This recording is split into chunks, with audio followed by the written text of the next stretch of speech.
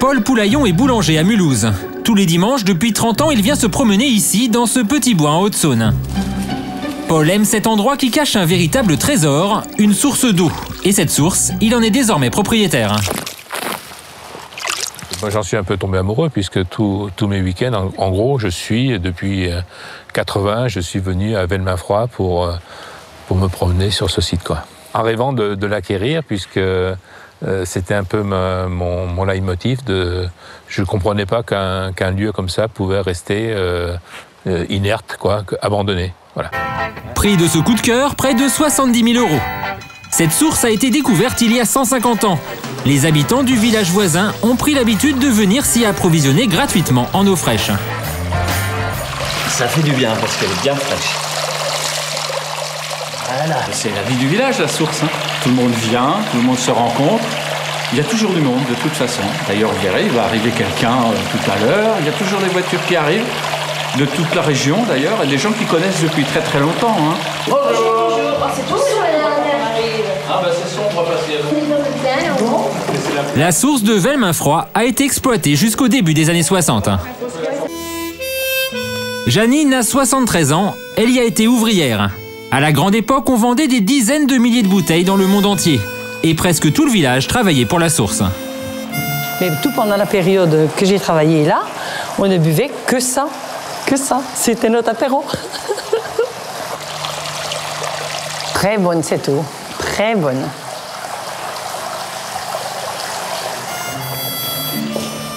Tout ça, ça a été transformé puisque c'était pas du tout comme ça. Alors la grosse machine elle se trouvait là. C'était là où on lavait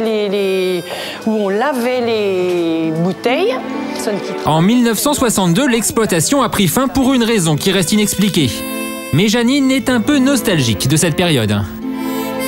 Il a passé des très très bons moments.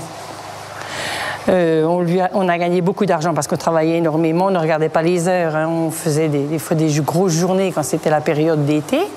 On travaillait beaucoup pour Paris aussi. Mais moi, je sais que j'y ai passé des bons moments. Dans la région, on prête à l'eau de Velmain-Froid des vertus exceptionnelles. Elle serait bonne pour la santé et même pour certains, miraculeuse. Jean-Claude, 79 ans, médecin à la retraite, en est persuadé. On avait reconnu surtout ses vertus laxatives et diurétiques. D'ailleurs, on s'en rend très vite compte. Si on en boit un peu, on est obligé d'aller assez rapidement soulager la vessie. L'eau soulagerait aussi migraine, rhumatisme ou eczéma. Alors bonne nouvelle, Paul, le nouveau propriétaire, va bientôt remettre l'exploitation en marche.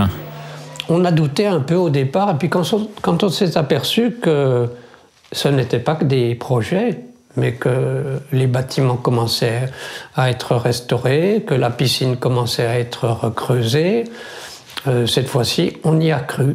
Et je crois que tout le monde maintenant est derrière. Paul, qui a fait fortune dans la boulangerie, a décidé d'investir son argent dans les travaux. Son objectif, réexploiter cette source d'ici 2012. On va embouteiller entre 3 et 4 mètres cubes heure.